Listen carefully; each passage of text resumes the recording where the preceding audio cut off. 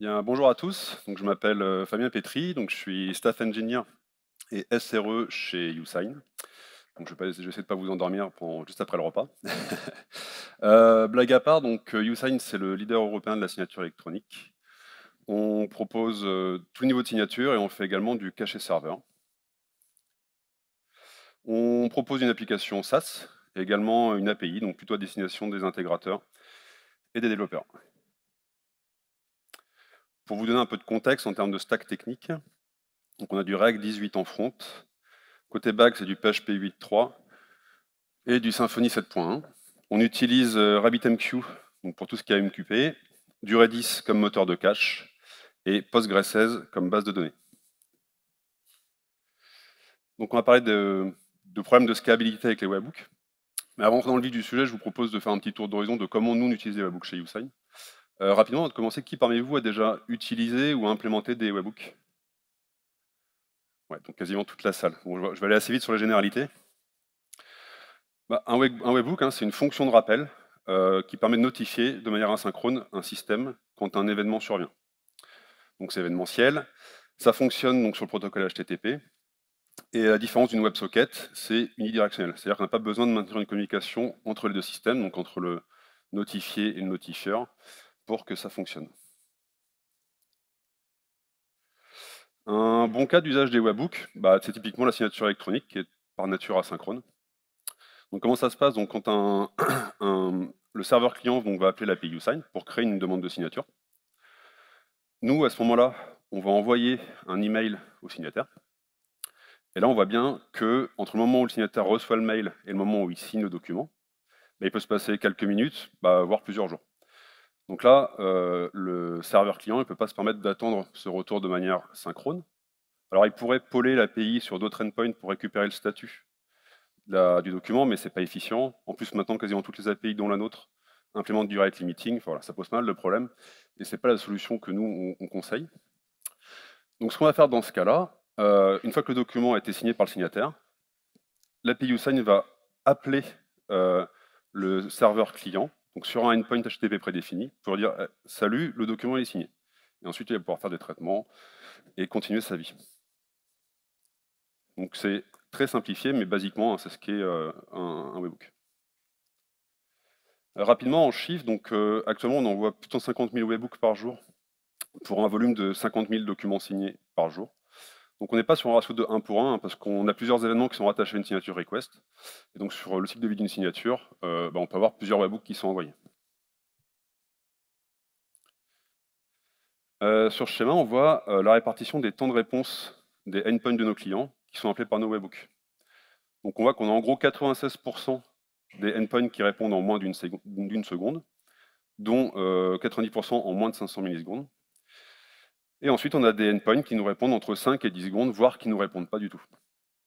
Donc on verra tout à l'heure que ces 4% restants, ils sont assez problématiques. Il y a quelque chose qu'il faut avoir à l'esprit quand vous implémentez des webhooks, quand vous envoyez des webhooks, c'est qu'il n'y a aucune garantie que le serveur en face va vous répondre. Il peut y avoir une interruption de service chez votre client, il peut y avoir des problèmes réseau ou autres qui vont générer de la latence et qui vont faire que l'appel va tomber en timeout. Donc il faut que vous soyez résilient à ce type d'événement quand vous envoyez le webhook. Nous, dans notre cas, on a mis en place deux choses. Donc la première chose, c'est un mécanisme de retry. Donc si le webhook on n'a pas réussi à envoyer le webhook en première instance, on va réessayer donc de manière exponentielle, avec un délai de back-off qui est exponentiel, donc de 2 minutes à 48 heures. Et on a également mis en place un timeout de 10 secondes sur notre client HTTP pour laisser le temps au endpoint en phase de répondre. En termes d'implémentation technique, c'est assez simple. Donc, quand le document est signé, on vient publier un message dans une queue RabbitMQ, donc une queue dédiée pour les webhooks. Et là, on a des workers, Symfony, qui vont venir consommer ce message et qui vont faire l'appel HTTP au endpoint. Donc l'appel HTTP, il est fait via le client Symfony, et bah, le client, lui, il a un timeout prédéfini de 10 secondes. Si jamais ça ne répond pas, on part dans le mécanisme de retry dont on a parlé à l'instant. Ici, donc, les workers, actuellement, on n'a pas la possibilité de les auto-scaler, c'est-à-dire qu'on lance un nombre de workers prédéfini en fonction de nos besoins et des métriques qu'on observe. Et si jamais il y a un pic de charge, on reçoit des alertes, et il faut qu'on aille manuellement augmenter le nombre de workers. Souvent, les pics de charge, ils arrivent la nuit, parce qu'on a des clients qui font des batchs, et donc bah, quand ça sonne la nuit, ça réveille des serveurs en l'occurrence. Ça marche pas mal quand tout se passe bien. Maintenant, imaginons qu'on ait un client qui fasse du batch et qui va envoyer 1000 signature requests, enfin 1000 demandes de signature d'un seul coup. Ouais, c'est complètement acceptable, hein, il a le droit de faire ça, il n'y a pas de souci. Nous, derrière, on va devoir envoyer 1000 webhooks. Jusque-là, pas de souci. Maintenant, supposons que son serveur, donc le endpoint qui nous expose pour le webhook, bah, il mette 8, 10, 12, 14 secondes pour nous répondre, voire ne nous répond pas du tout. Eh bien, c'est là que les bactéries attaquent. Donc, les workers, eux, ils vont atteindre leur timeout de 10 secondes avant de considérer que bah, le webhook est en échec et de l'envoyer dans le retry. Pendant ce temps-là, on a d'autres clients bah, qui continuent à faire des signatures, et donc du coup, bah, les messages s'empilent dans la queue Rabbit. Comme on a du scaling automatique manuel sur les workers, on est notifié, mais bah, le temps qu'on réagisse, bah, on va avoir du mal à vider la queue Rabbit. Bah, conséquence directe, c'est des délais supplémentaires pour la signature et potentiellement de la frustration client. Donc ce qui est important de noter ici, c'est que c'est un problème qu'on n'avait pas auparavant et qui est directement lié, on va dire, à la croissance de Usign et à l'augmentation du nombre de clients. Donc on a un peu ce phénomène de load amplification qui fait que bah, au fur et à mesure, on a perdu notre tolérance à la panne et que un client qui crache, bah, ça peut entraîner par effet de cascade des problèmes chez d'autres clients. Alors vous me direz, bah, pourquoi pas mettre plein de workers? Et du coup, bah, le problème ne se pose plus. Bah, le problème, c'est qu'on est limité en CPU, en RAM, enfin en compute, et que de toute façon, faire ça, c'est un peu une fuite en avant. C'est-à-dire qu'on ne peut pas non plus toujours répondre à des problématiques par du CPU, par de la RAM, parce que bah, ça pose plein de problèmes.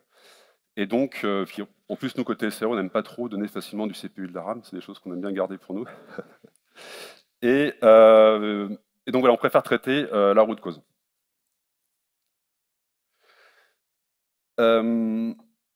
Alors, donc, pardon.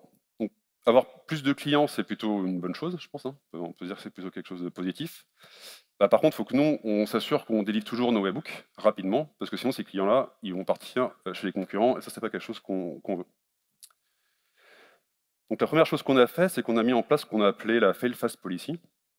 C'est de se dire, OK, on a 96% de nos clients qui répondent en tout d'une seconde. Et ben, simplement, on va baisser le timeout du client Symfony à 1 seconde. Et si jamais on passe au-dessus d'une seconde, on va envoyer, on va réessayer d'envoyer le webhook, donc avec un worker qui, lui, a un timeout de 10 secondes. Donc pour ce faire, on a créé une nouvelle queue RabbitMQ. Si au bout d'une seconde, le webhook ne répond pas, on le considère en échec, on l'envoie dans la queue qu'on appelle retry, et ensuite on essaie de le renvoyer avec 10 secondes de timeout. Donc bah, là, c'est plutôt pas mal. On a limité l'impact pour les autres clients, on a isolé les clients, entre guillemets, problématiques ou qui ont un souci de latence. Il y a un point important, c'est que le webhook, dans ce cas-là, il peut être envoyé 2 fois. C'est-à-dire qu'un client peut avoir commencé à traiter le webhook, peut-être même qu'il l'a traité, mais qu'il n'a pas eu le temps de nous répondre. Et il va recevoir après donc, exactement le même webhook. Donc ça, c'est quelque chose qui est... on va dire c'est une bonne pratique d'être tolérant quand vous traitez des webhooks, d'être tolérant en fait de recevoir 2 fois le même webhook. Notamment parce que bah, y a des gens qui peuvent faire des attaques qu'on appelle des replay attaques et vous renvoyer exactement le même webhook que vous avez déjà traité. Ça, c'est possible. Donc, nous, on a mis en place un certain nombre de choses dans le payload du webhook qui permettent de contrôler, donc d'une part, bah, l'unicité, donc il y a un ID, hein, et la légitimité, donc avec une signature HMAC, pour être sûr que bah, ce soit bien Usign qui vous a envoyé le webhook, et pas quelqu'un de random, je ne sais où. Donc là, c'est bien, on limite l'impact pour les autres clients. Par contre, bah, la charge sur l'infrastructure, elle n'a pas diminué. Et bah, ces timeouts-là, ils sont toujours problématiques, il faut qu'on les traite. Donc, dans l'absolu, on peut se dire que si un endpoint ne répond pas, après plusieurs tentatives, bah, ça ne sert plus à rien de l'appeler. On ne va pas continuer à l'agresser alors que lui, il est mort par terre. Ça ne sert à rien. Donc c'est là que le circuit breaker entre en jeu. Donc concrètement, le circuit breaker, on peut faire l'analogie avec un disjoncteur électrique. Hein. Donc nous, son rôle dans notre cas, ça va être de s'ouvrir, d'arrêter d'envoyer des webhooks quand on a un endpoint qui répond plus. Donc ça, c'est la position ouverte du circuit breaker. Ensuite, on a un autre principe, donc c'est ce qu'on appelle c'est la position semi-ouverte, c'est-à-dire qu'on va, quand on va ouvrir le circuit breaker, derrière on va vouloir réessayer de voir si le serveur répond. Donc l'idée, c'est un petit peu comme quand vous prenez un bain, là, vous allez goûter la température avec le bout du pied, et si elle est bonne, vous allez pouvoir vous immerger entièrement dans la baignoire. Là, c'est pareil, c'est-à-dire qu'on va définir un délai. Par exemple, toutes les 60 secondes, on va essayer de renvoyer une requête HTTP au serveur. Est-ce qu'il me répond? Si oui, je referme le circuit et on repart dans un cas nominal. Sinon, on ouvre le circuit, et là, comme un circuit électrique, si on ouvre, il n'y a plus de courant qui passe et on est protégé. Et donc voilà, on l'a vu, il y a 3 états. Donc ouvert, on n'envoie plus de webhook. Semi-ouvert, on va aller tester si le si le serveur est encore vivant. Et fermé, c'est le cas nominal, et là, voilà, le courant passe et les webhooks sont envoyés. Donc il y a plusieurs implémentations du circuit breaker qui existent en PHP. Nous, on a choisi Ganesha. Donc je vous ai mis le QR code pour aller sur le dépôt GitHub de la lib. Donc on l'a choisi pour 2 raisons. Donc déjà, propose 2 stratégies de threshold. Donc le threshold, c'est le seuil de déclenchement, hein. C'est-à-dire que on a deux possibilités. Donc c'est soit le count, donc c'est une valeur absolue, par exemple 110 erreurs d'appel et on ouvre le circuit, ou du rate. Donc le rate, c'est un ratio, un pourcentage d'échecs. Donc nous, on utilise plutôt le rate parce qu'on a une typologie de clients qui est un peu diverse. On a des clients qui font beaucoup de webhooks, d'autres très peu. Et dans ce cas, le count, ça a peu d'intérêt. Donc il vaut mieux prendre une valeur qui est relative. Deuxième intérêt, c'est que Ganesha a un adaptateur Redis pour stocker son état et son compteur d'échecs. Donc il a aussi du même cache, de la PCU, etc. Nous, Redis, on l'utilisait déjà comme moteur de cache. Simplement, de manière très pragmatique, il est là, ça nous fait une brique de moins à ajouter dans l'infrastructure. C'est bon à prendre. Un point intéressant avec Redis, parce que nous, on s'est posé la question, qu'est-ce qui se passe si le Redis, à un moment de temps, il ne répond plus? Quel va être le comportement de Ganesha? C'est simple, plus de back-end, on laisse le circuit fermé, on laisse tout passer. Donc vous n'avez plus de circuit de breaker, mais vous continuez à envoyer des appels HTTP. Et cerise sur le gâteau, donc elle supporte Guzzle et le client HTTP de Symfony. Et globalement, tous les clients qui supportent, qui implémentent la PSR 18. Alors, un peu en termes de cinématique, alors j'avais prévu un pointeur laser, mais je pense que ça va pas marcher des masses. Donc le point de départ, c'est le petit cercle gris en haut à gauche. Donc quand on va faire un appel, on va déjà vérifier si le circuit est fermé. Si le circuit est fermé, pas de problème, on fait un appel HTTP. S'il est ouvert, on va vérifier si la période de semi-ouverture, donc le half open, est ouvert. On parlait de 60 secondes tout à l'heure. Donc on dit, tiens, est-ce que 60 secondes sont passées? Est-ce que je peux réessayer d'appeler mon endpoint?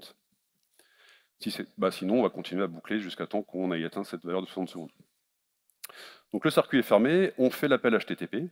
Là, on va regarder si donc, la réponse du serveur est OK. Donc nous, en l'occurrence, c'est configurable, mais nous, on regarde tous les codes HTTP dans le range de 200 à 300. Donc si le serveur nous répond correctement, non, il peut aussi se passer un timeout, là on ne reçoit pas de code HTTP, on considère aussi en erreur. Mais si donc, il nous répond correctement, on va vérifier si le circuit est en half open. Donc si le circuit est en half open, on va refermer le circuit, on retourne à l'état nominal. Sinon, voilà, on est dans le cas classique et on ne fait rien de plus. Par contre, donc, si le serveur ne nous répond pas ou nous renvoie une 500 par exemple, on va aller incrémenter le compteur d'échecs. Ensuite, on va vérifier si notre taux d'échec est atteint. Donc si c'est du count, par exemple, on se dit au bout de 100 erreurs, on coupe. Donc on va faire 100, c'est un pourcentage, on va faire un calcul un peu plus compliqué. Et si on a atteint le seuil de déclenchement, on ouvre le circuit et là on arrête d'envoyer des appels sur ce endpoint précis. Alors en termes d'implémentation technique concrète, c'est pas très compliqué. Donc la première chose qu'on va faire, c'est qu'on va configurer l'adaptateur Redis. Donc là on voit bien sur le schéma que l'intérêt de Redis, c'est de partager l'état de Ganesha, donc son state et aussi son compteur d'échecs, entre les différentes instances de Ganesha qui sont portées, en l'occurrence chez nous, par les workers dont on parlait tout à l'heure. Ensuite, on va aller configurer le circuit breaker, donc Ganesha proprement parlé. Là, on a plusieurs paramètres qui sont importants. On a notamment la time window. Donc la time window, c'est la fenêtre temporelle dans laquelle on va évaluer le threshold, donc le seuil de déclenchement dont on parlait. Ensuite, on a la failure rate threshold, donc là, c'est la valeur. En l'occurrence, nous, on est sur du ratio, donc là, on a mis 40. Donc, c'est-à-dire qu'on considère qu'au bout de 40% des appels HTTP en erreur, on doit ouvrir le circuit, parce que derrière, le serveur, concrètement, il ne marche plus correctement. Et donc, ce 40%, ce ratio, il se base sur les requêtes envoyées, du coup, pendant la time window, donc pendant une période de 600 secondes. Ensuite, donc, on a le minimum request. Donc nous, on l'a seté à 20. Donc minimum request, ça permet de lui dire évalue le ratio qu'à partir du moment où tu as au moins 20 appels en succès ou en échec qui ont été faits sur ce endpoint. Parce que si on prend un ratio de 40% sur 2 appels, on se rend compte que ça ne marche pas terrible. Donc il faut avoir un échantillon quand même qui est représentatif. Et enfin, l'intervalle to half open. Donc nous, on l'a mis à 300 secondes. Et c'est ce fameux intervalle de temps où il va aller revérifier si le serveur répond de nouveau avant de refermer le circuit. Ensuite, on va aller créer le client HTTP. Donc nous, en l'occurrence, c'est le client HTTP Symfony qu'on utilise.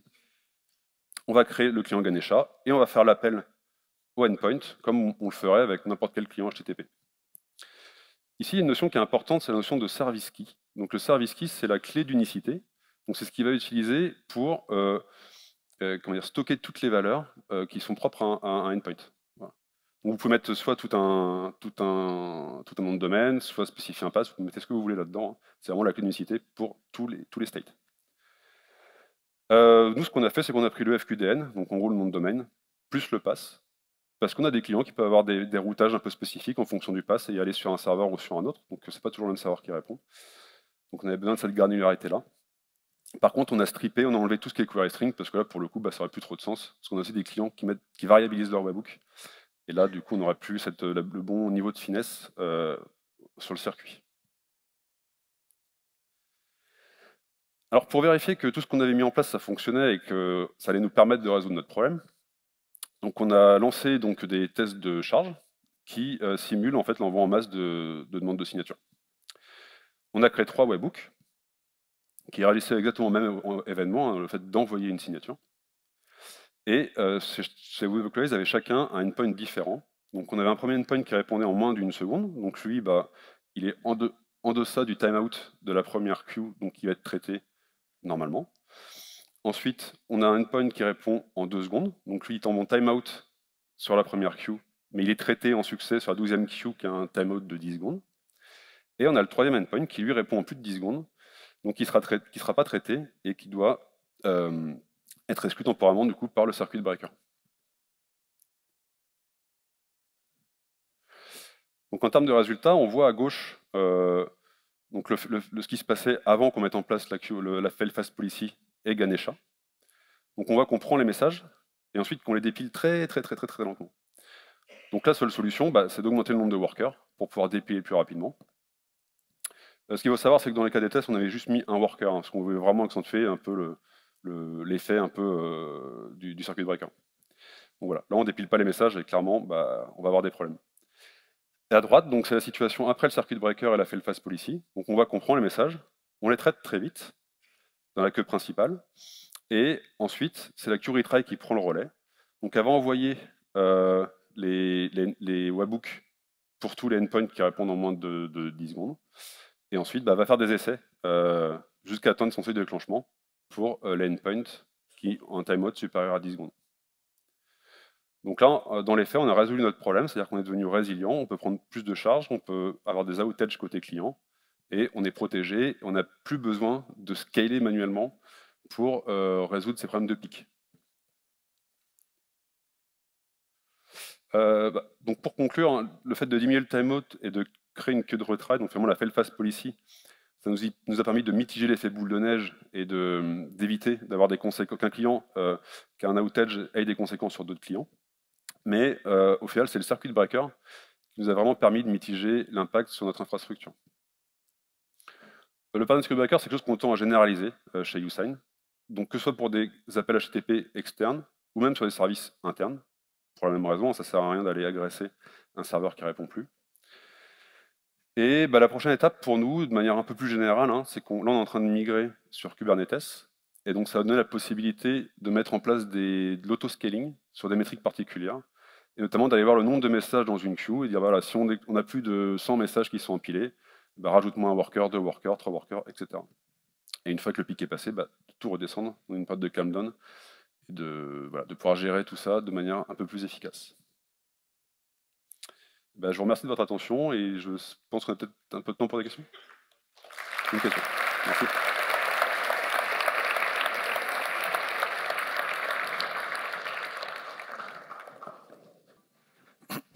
Allez, il va y avoir qu'une seule question, donc.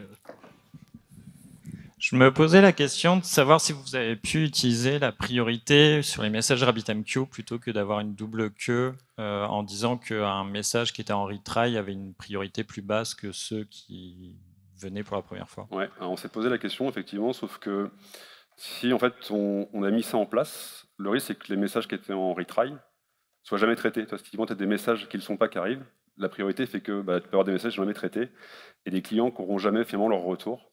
Donc on a envisagé cette solution, on s'est dit il vaut mieux qu'on split, qu'on traite ça comme deux cas particuliers, et du coup on a une QoS qui est à peu près équivalente dans les deux cas de figure. Parce qu'en fait on a des clients qui ont, des fois c'est temporaire, on a aussi des clients qui ont des endpoints qui répondent en 5 secondes tout le temps. Donc voilà, il faut quand même qu'on leur envoie leur webbook. Merci beaucoup. Merci.